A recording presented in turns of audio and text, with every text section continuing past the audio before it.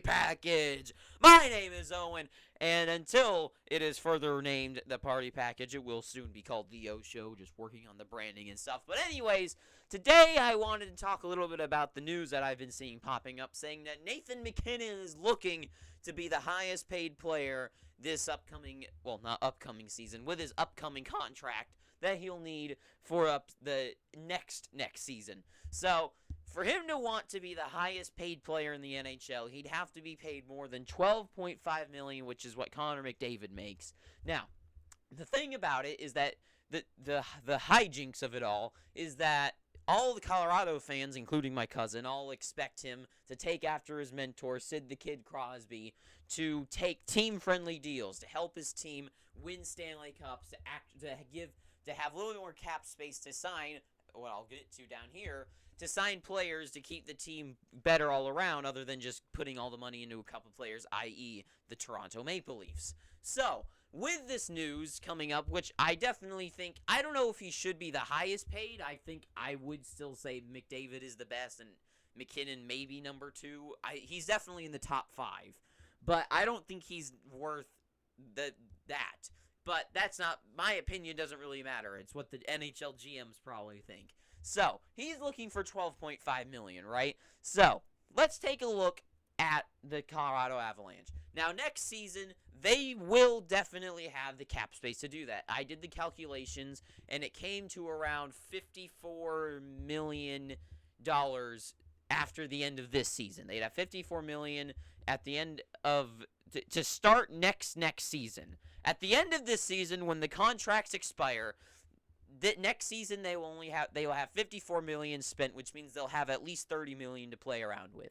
Now, $30 million to re-sign all of these guys right here: McKinnon, Comfer, Cogliano, Helm, Newhook, Johnson, Byram, Sedlak, and Englund. Now, Sedlak and Englund, who really cares? But all those other guys, and the stars are next to the guys who are probably going to be making a little bit more money than a usual third-line player. So, Nathan MacKinnon, let's say he makes $13 million. Let's say he goes for the next big number, $13 million. So if you had $13 million, Bowen Byram, what do you think he makes? Because with this defense, he obviously showed this offseason and season that he's pretty remarkable, and he's going to be a really solid defenseman, like a Pietrangelo type, right? At least that's what I think. You'd think that he's probably going to be looking for in the ball. If someone like Lehkonen is going to make $4 million and Valeri Nichushkin's going to make, was it 6 or 7? You got to think Byram's going to want at least something in that range. I would personally put him probably at 6 to 7. But these days, to get really good defensemen, it seems it costs a little bit more. So maybe he makes 7 plus, I would say. I think he should be worth around 6, but I guess depending on, if he because if he went elsewhere, he could get a ton of money from someone else. But anyways, so let's say McKinnon and Byram together, right? They make now that's the non-signed players, right? So let's say McKinnon goes 13, Byram goes, let's just give a conservative 6. So that's $19 million. And then let's say Alex Newhook, who showed that he can probably break out and be at least an average 40-point plus guy. Let's say he gets, if Lehkonen gets $4 million, you would think that Newhook probably gets paid at least, I would say if he was to stay with the Avalanche, I would say he probably could go for $4 million as well. So, right there, that's already $23 million, and they only have $7 million to play with, and I'm sure there's probably some sort of calculation that I'm messing up here, right? Because minus, because it's 54, and depending on how much money there actually is to spend, with a flat cap usually, maybe it goes up a little bit more this year. But let's just give a conservative number of $6 million to play around with, right? Now you have $6 million to spend on the rest of these guys. Comfer, Cogliano, Helm. That right there, that's one line of players. Johnson is one of their prime defensemen. And then Sedlak and Englund are just guys who are filling out the roster right now and cap-friendly. So that doesn't leave a lot of room to sign some depth players. And another thing to note is that Mikko Rantanen's contract is ending in 2 years. So he signed next season, and he comes up in 2025. So he plays this upcoming season and the next. And he's going to be probably paid at least. I mean, he's been making more points than Mackinnon this last season, but Mackinnon was gone. And I don't know about the year before that. But you got to think Mikko Rantanen's going to want to cash in as well. So if Rantanen's going to want to cash in, then they obviously can't sign Newhook or Byram. Well, they can sign them, but in 2 years, they're going to have to sign him as well. Or if he walks, which could completely shatter the mold of this team. So it's an interesting ordeal right here with MacKinnon. Because and now that's going with if he makes 13. I mean, with the way people talk about him and the way that his skill is, he could easily probably go. I mean, I don't know how easy it would be. I mean, no one's ever done this. But if he goes higher than 12, he'd be the highest paid player ever, right? That's what he's going for, is to be the highest paid player ever. So if he goes like what? Let's say he goes up to 15, which would be insane to think about. But I mean, maybe that's the new wave. As the money goes up, maybe he's looking to just, they keep rising that cap, which is interesting because a guy like Johnny Hockey, who got more points than him last year, is being paid 8? And he thinks he wants 13. I mean, now, I know McKinnon's great and all, but just from my perspective, he has never, ever once got to 100 points. Last 2 years ago, he got to 99. That was the closest he's got. Now, of course, that's 1 point shy, sure. But still, it's not like he's winning the Hart Trophy and stuff every year.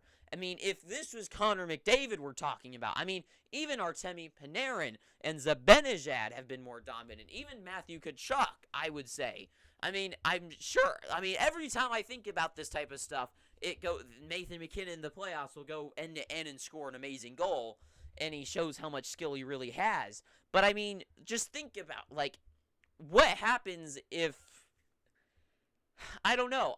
To me, I don't think he's worth that. If I was an NHL GM, I would say he's definitely worth a lot of money. I would say he's at least $10 million, but I would not say highest paid player. If I was to give player contracts from most to worst, I would say McKinnon's in the top 10 for sure, and then probably top 5. But to be honest, I would rather have Cale Makar over Nathan MacKinnon. That's just my opinion. So, and not Makar's locked up for a little while too, so they don't really got to worry about that. But there's MacKinnon being the highest paid player to me doesn't make any sense. More than McDavid after McDavid gets 110 points a year every season, and McKinnon's highest scoring season hasn't even been 100 points. I mean, how does he? I mean, I know he was gone and he didn't get to play whole seasons and stuff during these last years, but still, you know what I'm saying? Maybe that's a sign. That's a sign maybe that he's not worth that. So, I mean, it definitely writes away the idea that Nazem Kadri could be brought back. Maybe for a year, but I went over that already, that Kadri probably wouldn't want to go through signing a contract. What if he doesn't get to 87 points in the end? He goes back just being like 40 points. No one's going to want to sign him for $9 million like he requests. So, it's an interesting ordeal with Nathan MacKinnon. I mean, they got this season with him. But, I mean, what happens? Do you re-sign MacKinnon and you basically get rid of your third line and also maybe, like, I'm kind of surprised at how good their fourth and third line played this last season. And you're also going, I don't know. There's too many questions for me to think that this would be a good idea. But if that's what McKinnon's looking for, then good for him. I mean, people will probably be Colorado fans probably be disappointed that he doesn't go for a team-friendly deal like that Crosby taught him to. So, I don't know. Personally, I think I would sign him for like $10 million, and that's my opinion on the matter. So tell me down below, do you think he gets paid the most in the NHL, or do you think he signs for a little bit more of a team-friendly deal? I mean, Team Friendly was a $6 million contract. Team Friendly being $10 million now. I mean, that's not really friendly. But anyways, Leave a like if you like this video. Please subscribe by hitting that red subscribe button. It's free, so please go ahead. And until next time, I have been Owen. Too sweet, and ta-ta for now.